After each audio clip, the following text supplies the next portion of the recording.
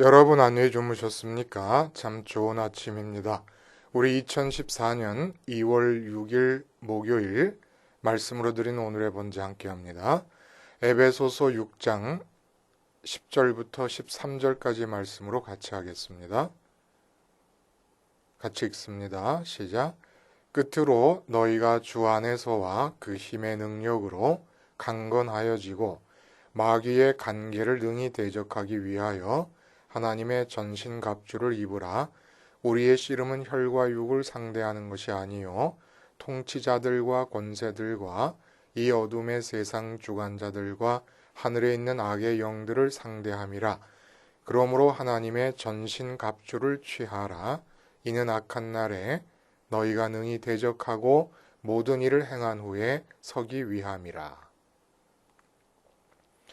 오늘 우리가 함께 읽은 말씀 중심으로 이제는 전쟁이다 라는 제목의 하나님 말씀 증거합니다. 이제는 전쟁이다 라는 뜻은 이제부터 전쟁을 시작해서 멈추지 않고 이 세상의 생애가 끝날 때까지 줄곧 전쟁을 치러야 된다 이런 얘기입니다. 이제는 전쟁이다. 여러분 다윗과 골리앗의 이야기를 다 잘 알고 계시지 않습니까? 일개 목동이었던 다윗이 선민 이스라엘 백성을 이끄는 왕이 되도록 하시려고 하는 그 하나님의 경륜 속에서 본격적으로 다윗이 사람들의 눈에 드러나기 시작하게 된 계기가 있습니다. 그게 바로 골리앗과의 싸움이었습니다. 블레셋과의 전쟁에 참여하고 있었던 형들이 먹을 음식을 들고 전쟁터를 찾아갔습니다. 결과론적인 이야기지만 이 전쟁터를 찾아가지 않았다 그러면 다윗의 생애에 정말 중요한 전환점이 하나 없었을 것이라는 생각이 들어요. 결과론적입니다만은 아무의 눈에 띄지 않던 일개 목동이 전 국민의 시선을 받는 중요한 인물로 등장을 하게 된 계기가 됩니다. 그런데 이렇게 외적인 의보다는 이 골리앗과의 대치 순간이 갖는 정말 중요한 의의는 무엇이냐면, 정말 중요한 의의라는 것은 우리들에게 주는 의미로서의 중요한 의의가 무엇이냐면, 그 전쟁터에서 다윗은 목동으로 혼자 지낼 때 갖고 있었던 믿음을 온 세상에 드러낼 기회를 얻게 되었다는 겁니다. 목동으로 혼자 있을 때 마음속에 여호와 하나님이 만군의 주라고 하는 그 믿음을 가지면서 양을 지켰습니다. 혼자만의 믿음입니다. 근데 전쟁터를 통해서 모든 이스라엘의 장정들이 보는 가운데 그 믿음을 드러낸 것이에요.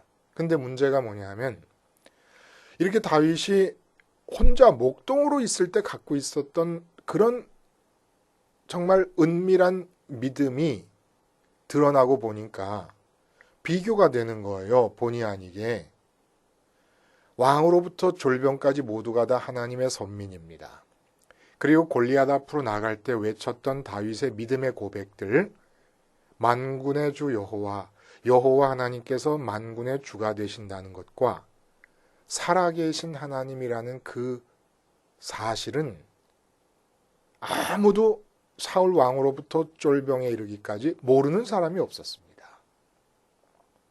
근데 이들은 여호와 하나님이 만군의 주라는 걸 알고는 있지만 믿질 않았던 거예요.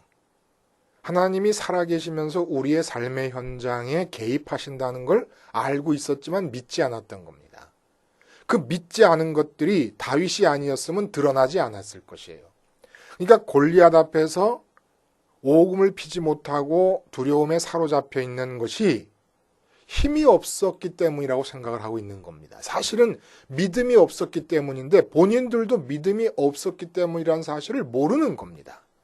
근데 다윗이 전쟁터에 와가지고 골리앗이라고 하는 무적의 적군과 맞서서 싸우게 되면서 이들의 믿음이 없는 것이 드러난 겁니다.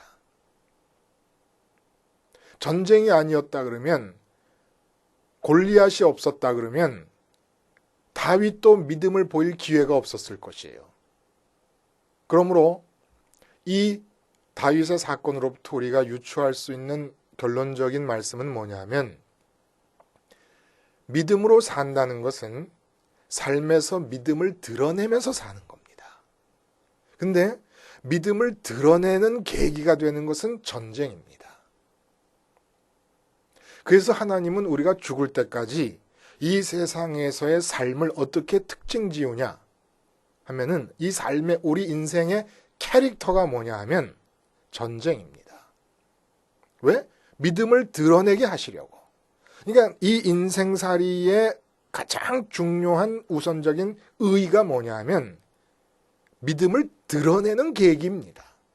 그래서 이 세상 삶은 전쟁입니다. 왜냐하면 전쟁이 아니면, 믿는다고 하는 사람들이 자기가 믿는 줄 알고 있지만 믿음이 없는 경우가 실제로 많거든요. 사울 왕서부터 쫄병까지 다 그래. 다윗의 형들도 다 마찬가지였습니다. 자기들이 선민이고 하나님을 믿는다고 생각했지만 사실 안 믿고 있었는데, 전쟁터에서라야 그 안 믿고 있는 상태가 드러나고, 전쟁터에서라야 목동으로 혼자 믿고 있던 믿음이 밖으로 드러난 겁니다.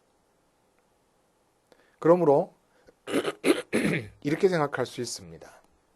우리는 십자가 복음을 믿는 사람들로서 제2, 제3의 다윗으로 살아야 되는 거예요. 근데 내가 지금 전쟁을 한다는 의식이 없이 하루를 살고 있지 않습니까? 내가 지금 전쟁터에 있다는 생각 없이 하루를 살고 있지 않습니까? 내가 가정에 있든지 직장에 있든지 친구를 만나든지 어디를 가든지 나는 지금 전쟁터 속에 있다는 생각이 없다 그러면 그 사람은 믿음을 드러내지 않고 있는 것이고 믿음이 없는 사람입니다. 왜냐하면 이 세상은 전쟁터로 성격 지워졌는데, 전쟁을 한다는 의식이 없다는 것은 믿음을 드러내지 않고 있다는 얘기고 없다는 얘기예요. 드러낼 믿음이 없기 때문입니다.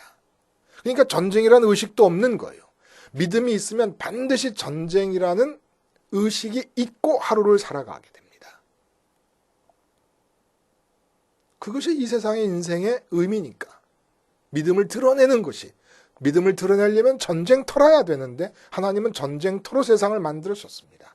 예수님이 재림하셔서 완전한 통치권을 회복하실 때까지 마귀들은 계속 살아 움직일 거예요. 그래서 오늘 본문에 말씀하시는 겁니다.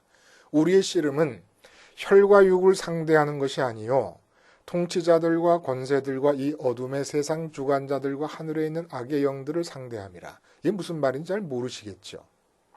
씨름은 싸움이라는 얘기고 혈과 육을 상대하는 것이 아니라는 것은 이 육체가 있기 때문에 만나지는 모든 상황 속에서 싸움을 발견하는 게 아니라는 겁니다. 그럼 뭐냐? 통치자들과의 싸움이라는 거예요. 통치자들이 누구냐? 권세를 갖고 있는 자들입니다. 통치권을 갖고 있는 자들을 통치자들과 권세들을 이렇게 얘기했습니다. 그럼 이 사람들은 어디를 통치하는 권세를 갖고 있는 사람입니까? 어둠의 세상을 통치하는 사람들입니다. 통치하는 존재들입니다. 사람이 아니라. 그들이 누굽니까? 바로 악의 영들이에요. 마귀들입니다. 마귀들. 그러니까 마귀들이 통치 권세를 가지고 이 세상을 주관하고 있습니다. 그런데 그들이 어디에 머물고 있습니까? 주된 머물고 있는 장소가 어디입니까? 그게 바로 하늘. 이 하늘은 하나님이 계신 천국 하늘을 말하는 게 아니라 에베소서 2장에 나오는 공중권세 잡은 자에서의 그 공중을 말합니다. 이렇게 말씀하신 이유는 혈과 육의 싸움이 아닌 우리가 싸워야 될 싸움의 성격과 도대체 그 싸움의 성격에 따라서 우리가 임하게 될 전쟁터가 어떤 형상으로 어떤 상황으로 우리에게 주어지는 것인가에 대한 명확한 이해를 주시려고 이 말씀을 하신 거예요. 그러니까 영적인 골리앗들이 누구냐 이겁니다. 그래서 하늘에 있는 악한 마귀들이 우리가 싸워야 될 대상인데, 그러면 이 세상에서 이 하늘에 있는 악한 마귀들이 공중에 있으면서 이 세상을 통치하고 있는 현실은 어떻게 드러나는 겁니까? 도대체 그래서 마귀가 이 세상을 통치하고 있기 때문에 어떻다는 거예요? 내가 그 마귀의 통치 아래 있을 때 나타나는 일이 뭡니까? 사람들이 그 통치 아래 있을 때 나타나는 일이 혈과 육체로 만나는 이 세상 3층의 구조 속에서 제일 아래에 있는 이 땅에 우리 마음을 가두어 놓은 것입니다. 빛의 세계인 하늘로부터 빛이 들어오지 못하도록 완전히 봉쇄해버린 상태가 바로 이 세상을 마귀들이 통치하고 있는 것이라는 상태를 말하는 겁니다. 봉쇄해버렸어요. 그러면 그 우리가 봉쇄되었다고 하는 현실이 어떻게 이해될 수 있습니까? 내게서 어떻게 나타납니까? 내가 하늘의 빛이 차단되어서 완전히 이 세계 안에 갇혀서 마귀의 괴계에 묶여가지고 간계에 묶여가지고 이 세상에 갇혀 살고 있다는 것은 어떻게 나타나느냐 하면 내 마음이 비어있지 않습니까? 그 마음이 비어있어서 빈 곳을 채워서 만족하고 기쁘고 행복해지려고 하는 대상이 다 이 세상 안에 있는 겁니다. 그러면 이 세상에 갇혀 있는 것이고 마귀의 통치가 이루어지고 있는 겁니다. 내가 지금 돈이 좀 더 있어야 행복할 것 같죠? 마귀가 통치하고 있는 겁니다. 전혀 아니거든요. 전혀 아닌 겁니다. 돈이 없다는 사실은 아무것도 아니에요. 그걸 마귀의 확대경으로 보고 있기 때문에 커 보이는 겁니다. 돈을 많이 벌면 대단한 것 같아요. 아무것도 아니에요. 마귀의 확대경으로 보고 있기 때문입니다. 그래서 이 세상에서 내 마음이 기뻐할 수 있고 만족할 수 있고 그래서 행복해질 수 있는 모든 이유가 있다고 믿게 되고 그래서 이 세상에서 열심히 그것들을 추구하며 살게 되는 것이 마귀의 통치가 완벽하게 이루어지고 있는 상태라 이겁니다. 이게 바로 묶여 있는 거예요. 통치 아래 있는 겁니다. 이 세상이라는 감옥에 갇혀 있는 겁니다. 원래 사람의 마음은 하늘로 열려 있고 하늘을 향해 있으면서 하늘에서 마음의 빈 곳을 채워 수 있게끔 만들어진 존재입니다. 근데 마귀가 그 마음의 방향을 완전히 마음의 입구를 바꿔버린 거예요. 그래갖고 세상으로부터 빨아들여서 만족하도록 속인 겁니다. 그래서 선악을 알게 한 거예요. 이 세상에 좋은 게 다 있다. 네 마음을 채울 수 있는 게 다 있다. 이러한 관계를 통해서 이 세상을 지배하고 있습니다. 그러면 바울의 말씀 속에서 특별히 우리가 에베소서에서 최근에 함께 나눈 말씀 속에서 이러한 전투의 흔적이 나타나고 있는가? 뚜렷하게 나타나고 있습니다. 바울의 모든 말씀 속에서는 이 전투에 임하고 있는 의식의 반영이 뚜렷합니다. 전투를 하고 있는 거예요. 계속 바울은. 예를 들면 보세요.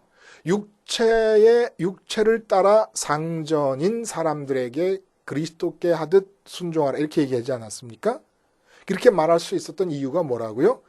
육체상의 신분으로서 상전인 것과 육체상의 신분으로서 노예인 것은 마음속에서 느낄 수 있는 행복과 만족과 기쁨, 영원한 영생의 차원에 있어서 아무런 차이를 내지 않는다라고 생각하고 있기 때문에 그렇게 말한 겁니다. 노예로서의 신분을 굳혀버리는 겁니다. 그대로 있어라. 노예가 되어서 노예로 태어나고 노예로 평생을 살다 죽어도 아무런 손해볼 게 없다. 오히려 노예로 살면서 하나님을 보고 하나님 뜻을 따라 살게 될 경우에 임금이 된 것보다 하나님께서 더 기뻐하신다. 하나님을 많이 기쁘게 하는 자가 1등인 것이다. 그 얘기를 하고 있는 거 아닙니까? 그러니까 이미 마음에서 전쟁을 하고 있는 거예요. 왜 그래요? 이 세상의 모든 사람들은 노예의 신분으로부터 멀어지려 하고 왕의 위치에 가까워지려고 합니다. 이게 바로 혈과 육의 싸움이라는 거예요. 근데 이 사도 바울은 뭐라고 얘기하냐면 노예로 있어도 상관없고 왕이 되어도 아무런 장점이 더 주어지는 게 아니다라는 얘기를 하고 있습니다. 이게 벌써 혈과 육의 싸움이 아닌 마귀와의 싸움을 하는 겁니다. 왜냐하면 마귀가 뭐라 그랬냐면 간계를 부리기를 네가 육체적인 상태에서 육체적인 신분이 노예 상태로 있는 한 행복할 수 없다고 가르친 겁니다. 적어도 왕이 되어야 사람이 사람답게 살았다고 자존심도 챙길 수가 있고 자긍심을 가질 뿐만 아니라 모든 사람이 우러러볼 수 있고 그게 사람다운 거 아니냐. 이게 좋은 거다라고 선악을 판단하게끔 하는 겁니다. 이게 간계라는 거예요. 아무 상관없거든요. 대통령이 되어야 훌륭한 게 아닙니다. 동에 서기로도 만족할 수 있는 겁니다. 근데 마귀가 얘기합니다. 하늘과 땅 차이라고 아무 차이가 없는 것을 하늘과 땅 차이라고 거짓말을 해버립니다. 근데 사도 바울이 그쪽에서 빠져나와 버렸습니다. 혈육의 전쟁터에서 빠져나올 줄 아는 것이 바로 진짜 싸움을 할 줄 아는 사람의 가장 우선적인 조건인 것이에요. 여러분, 성공한다, 출세한다, 이 세상에서 승진해야 된다, 이 세상에서 많이 가져야 된다 하는 이런 모든 전제들이 다 혈과 육의 싸움입니다. 정부 여당과 야당의 싸움, 국회에서의 설전, 다 혈과 육의 싸움입니다. 독도와 센카쿠 열도를 놓고 벌이는 한중일 삼국 간의 영토 설전, 역시 혈과 육의 싸움입니다. 더 나아가서 링컨이라든지 간디라든지 그리고 만델라 이런 사람들의 차별 없는 세상을 향한 투쟁, 정말 위대한 싸움 아닙니까? 우리는 흉내도 못 낼 숭고한 결단이 전제되어 있고 그 결단을 실행함에 있어서 말도 못할 대가를 고난으로 치른 사람들입니다. 우리는 흉내도 못 내요. 그런데 역시 바울의 입장에서 보면 혈과 육의 싸움입니다. 이 세상 안에서의 제도의 개선, 사회 구조의 개혁, 그리고 이념적인 싸움, 모두 혈과 육의 싸움입니다. 오순절 이전의 제자들과 가룟 유다, 민족의 독립, 나라의 독립이 최우선의 과제였습니다. 우리 일제하에서의 김구 선생님의 의식과 똑같습니다. 또 2차 대전 때 유럽 전역에서 일어난 레지스탕스 운동, 다 혈과 육의 싸움입니다. 이순신 장군의 나라를 구하신 싸움, 혈과 육의 싸움입니다. 영적으로 보면 마피아들의 마약 전쟁, 형사들과 범죄자들이 쫓고 쫓기는 싸움, 이 혈과 육의 싸움이고 다를 바가 없습니다. 그러면 도대체 혈과 육이 아닌 싸움은 어떤 싸움이냐? 이걸 알려면 실제로 우리가 살면서 싸워야 될 전쟁의 구체적인 성격을 알아야 되는 거 아니겠습니까? 그게 누구예요? 그게 뭘까요? 그게 마귀와 싸우는 거예요. 마귀와 싸우는 건데 구체적으로 뭘 어떻게 해야 마귀와 싸우는 겁니까? 예를 들어서 일본이 자꾸 독도를 자기네 땅이라 그럽니다. 그럼 마귀는 어느 편일까요? 독도가 일본으로 가는 걸 좋아할까요? 독도가 우리나라에서 우리나라 땅으로 지켜지는 걸 좋아할까요? 마귀에겐 상관이 없습니다. 자, 삼성과 애플이 특허 전쟁을 한참 치렀습니다. 마귀는 어느 편일까요? 상관없어요.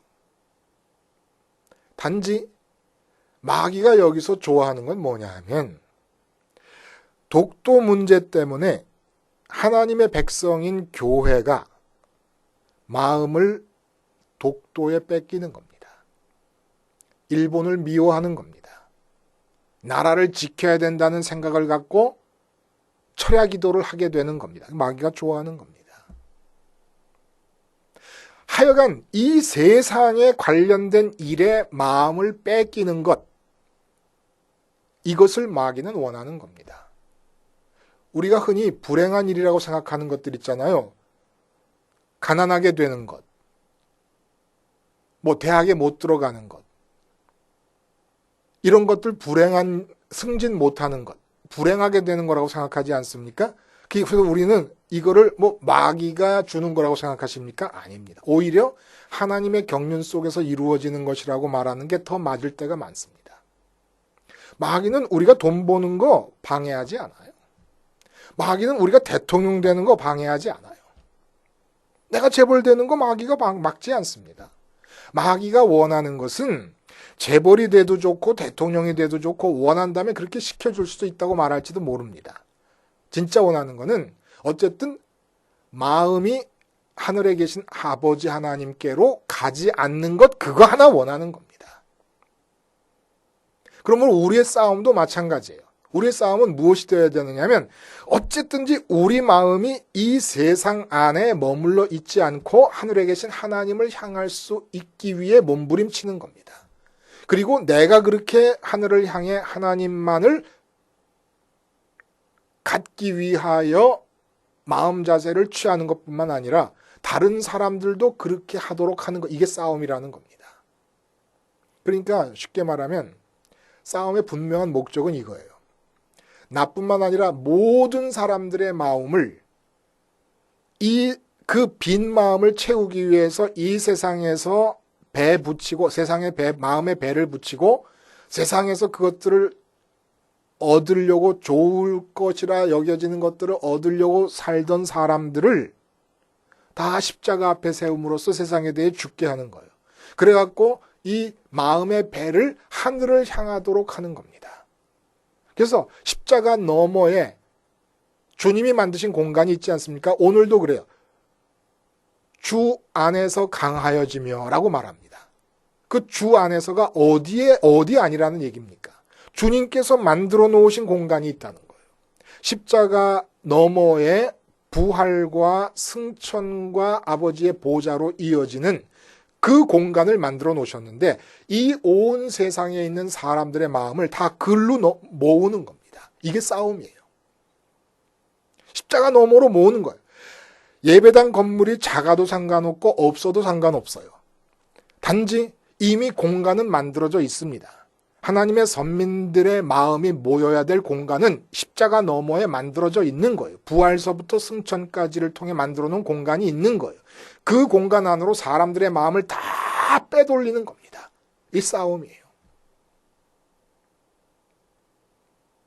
그러기 위해서 세상에 대해 죽는 거예요. 마치 물속에서 죽은 물고기가 배를 하얗게 드러내고 배를 하늘을 향하지 않습니까? 그것과 똑같은 거예요.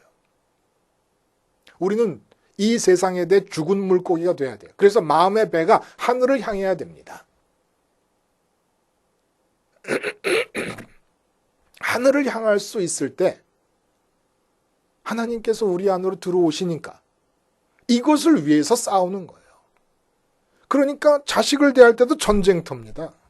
믿음을 보이라는 거예요. 자식을 잘 기르는 게 과제가 아니라 자식을 대하고 있는 동안에 믿음을 보이라는 거예요. 아내와 남편의 관계를 얘기하지 않았습니까? 그것도 결국 마찬가지예요.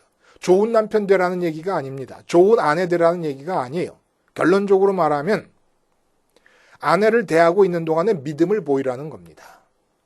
어떻게 아내에게 마음을 뺏기지 않고 하나님께 마음을 드리면서 하나님을 보면서 아내에 대해서 행동할 것인가 라는 것을 염두에 두고 살라는 거예요. 그러자니 전쟁입니다. 마귀는 아내를 통해서 남편의 마음을 뺏어가려고 합니다. 그래서 아내를 통해서 이렇게 말합니다. 당신 나한테 왜 이렇게 관심이 없어 요즘? 내가 지금 누구하고 사는지 말. 당신 여기 하숙집이야? 이런 식으로 얘기하게 만드는 거예요. 어쨌든 남편이 자기한테 마음을 쓰게끔 만드는 게 아내가 남편에게 바가지 긁는 게 아니에요. 마귀의 관계가 지배하고 있는 상태입니다.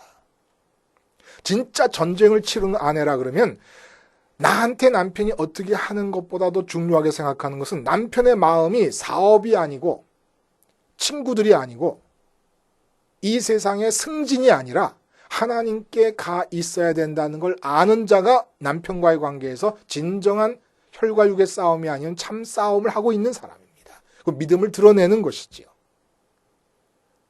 나뿐만 아니라 내가 만나는 모든 사람의 마음을 십자가 너머에 그리스도가 만들어 놓은 공간 안으로 모으는 것. 이게 바로 싸움이라는 겁니다. 그러면 이 싸움을 위해서 우리는 어떤 준비를 해야 되는 것입니까? 그 이야기를 내일 우리가 함께 나누어 보겠습니다. 중요한 것은 믿음은 드러내야 믿음입니다. 드러내지 않은 채로 내가 믿고 있다고 생각하며 사는 것은 사울 왕과 그 이하 쫄병들까지에서처럼 자기 스스로를 속이고 있는 것입니다.